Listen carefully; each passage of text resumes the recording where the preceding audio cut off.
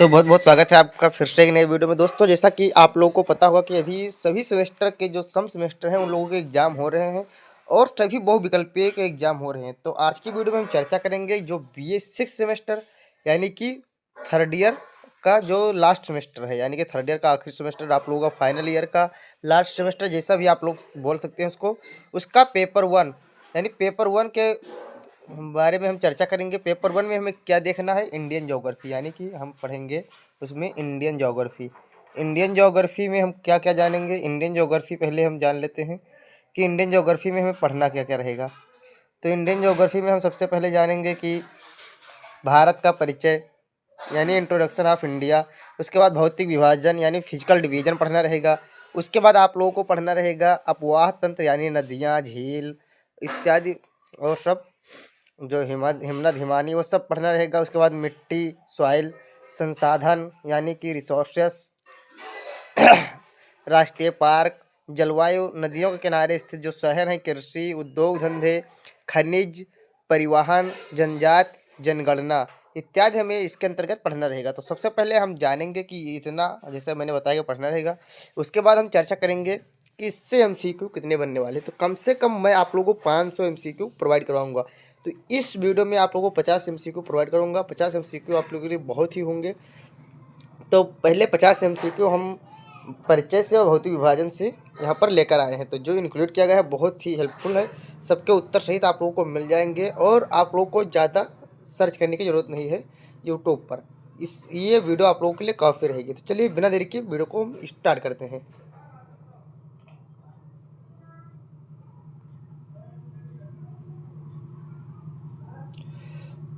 तो सबसे पहले हम देखेंगे भारत का कुल क्षेत्रफल कितना है। तो इसके हिसाब से भारत का कुल क्षेत्रफल आप लोगों को कितना है, तो भारत का कुल क्षेत्रफल है 32,87,263 वर्ग किलोमीटर। आंसर नंबर ये। यहाँ पर आप लोगों को उत्तर भी प्रोवाइड किया गया है। ऐसा नहीं कि उत्तर में छिपा कर रखूँ और आप लोगों को गलत जानकारी दे दूँ। यहाँ पर उत्तर भी साथ में इंक्लूड किया गया है ताकि कोई गड़बड़ी ना हो, क्योंकि भाई इतना नहीं याद रख पाता कोई भी इंसान, जितना कि मतलब इतना सब एमसीक्यू का मैं जुबानी रट कर रखूँ, तो इतना थोड़ी ना याद हो पाएगा। तो इसलिए मैंने उत्तर नीचे इंक्लूड किया है कि कोई भी यदि आप लोगों को डाउट लगे तो नीचे आप लोग उत्तर भी देख लीजिए। दूसरा है, भारत में सबसे बड़ा राज्य कौन सा है।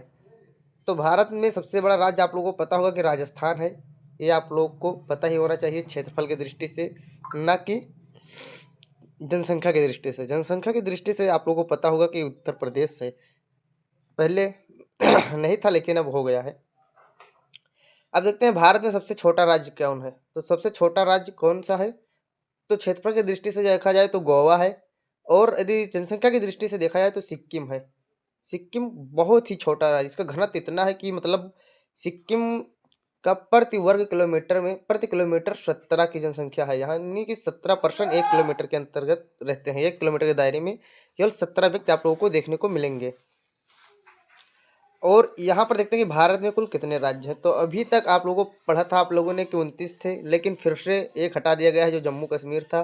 तो फिर से कितने बचे हैं, 28 राज्य, यानी कि भारत में टोटल कितने 28 राज्य हैं। अब देखते हैं कि भारत के प्रमुख पर्वत श्रृंखलाओं में से कौन सी पर्वत श्रृंखला सबसे लंबी है। आप लोगों को पता होना चाहिए हम्म, जो सबसे लंबी श्रृंखला है, पर्वत श्रृंखला, वो कौन है, हिमालय। ये लगभग 2500 किलोमीटर लंबी है। फिर देखते हैं भारत की सबसे बड़ी नदी बेसिन कौन सा है। तो सबसे बड़ी नदी बेसिन गंगा बेसिन है। तो यदि नदी बेसिन की बात करें तो गंगा बेसिन है सबसे बड़ी। उसके बाद देखते हैं कि कौन सा राज्य भारत का गेटवे कहलाता है। तो भारत का गेटवे कौन सा राज्य कहलाता है, तो है गुजरात।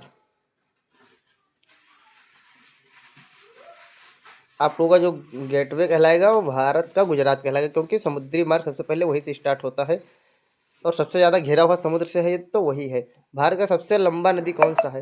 वैसे देखा जाए तो यहाँ पर ब्रह्मपुत्र होना चाहिए, लेकिन अब इसके हिसाब से बताया गया है कि गंगा है, तो हो सकता है गंगा ही होगी। और कौन सा राज्य भारत राज्य का हरियाली राज्य कहलाता है। तो भारत राज्य का जो हरियाली राज्य कहलाता है वो सिक्किम। सिक्किम राज्य जो है भारत राज्य का हरियाली कहलाता है, क्योंकि वहाँ पर बहुत ज़्यादा बागवानी होती है, बागानी अधिकतर होती है पूर्वी प्रदेशों में। नर्मदा नदी का उद्गम स्थल कहाँ से है? तो नर्मदा नदी का उद्गम स्थल मध्य प्रदेश से है। आप लोगों को पता होना चाहिए कि जो नर्मदा नदी है वो उसका मध्य प्रदेश से है। जो गंगा नदी है, गंगा नदी का उद्गम स्थल कहाँ से है? उत्तराखंड से है, जो गौमुख नामक स्थान से बह निकलती है। भारत का सबसे बड़ा बंदरगाह कौन सा है? तो मुंबई है बंदरगाह सबसे बड़ा। उसी के साथ साथ देखा जाए यदि दक्षिण भारत में प्रमुख पर्वत श्रृंखला कौन सी है? तो जो पर्वत श्रृंखला है वो कौन है? पश्चिमी घाट है। भारत का सबसे लंबा जो महासागरीय तट कौन सा है? तो सबसे लंबा महासागरीय तट कौन सा है? पश्चिमी तट, यानी कि आप लोगों को जैसे मैंने बताया पश्चिम में गुजरात है, और गुजरात का जो ऐसे हिस्सा है पूरा, ये पूरा हिस्सा समुद्र से घिरा हुआ है।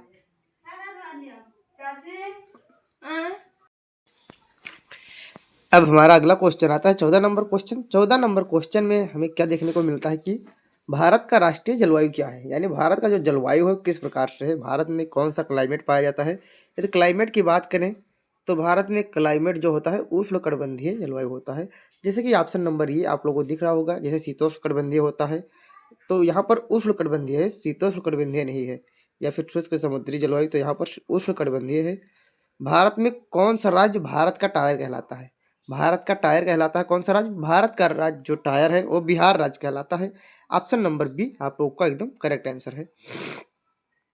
जो भारत में सबसे ऊंचाई पर जो स्थित झील कौन सी है? भारत में सबसे ऊंचाई पर जो झील है, आप प्रश्न नंबर 16, जो भारत में सबसे ऊंचाई पर स्थित झील है वो झील का नाम है पांगोंग झील, यानी पांगोंग झील। ऑप्शन नंबर ये आप लोगों का एकदम राइट आंसर है, ये आप लोगों को पता होना चाहिए। यदि अब आप लोग देखते हैं कि भारत में कितने प्रकार के नदी घाटी हैं, तो जो नदी घाटी हैं वो शायद 12, हाँ ऑप्शन नंबर बी सही है। 12 प्रकार की नदी घाटी जो है 12 प्रकार की पाई जाती हैं भारत में।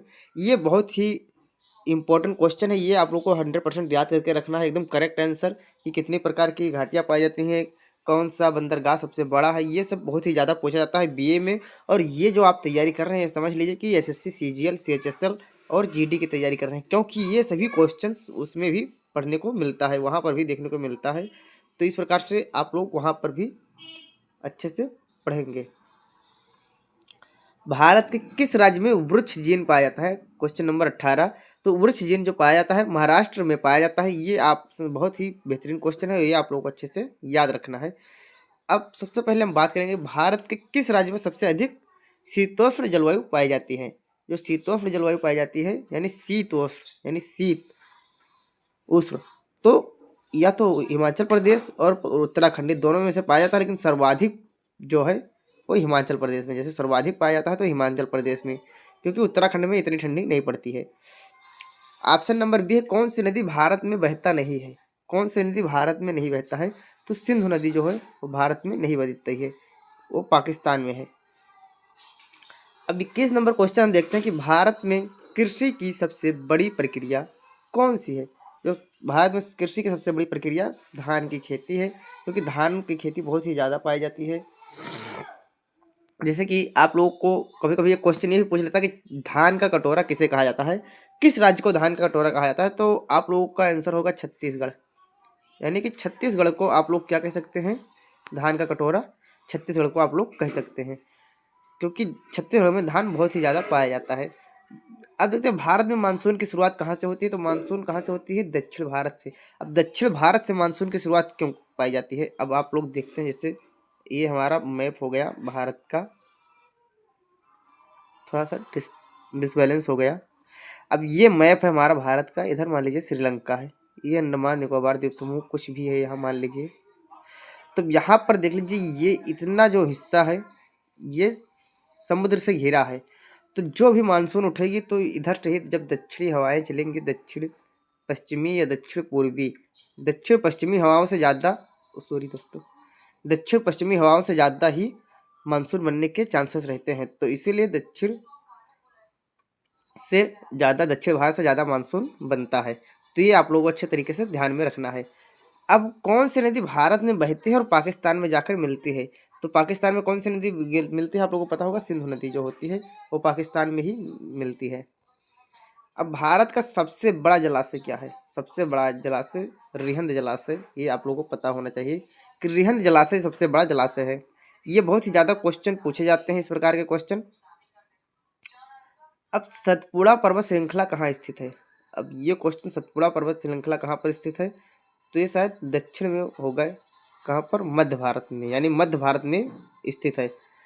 भारत का सबसे ऊंचा पहाड़। अब आप लोगों के मन में बहुत ही ज़्यादा सवाल पैदा होता है कि भारत का सबसे ऊंचा पहाड़ कौन सा है।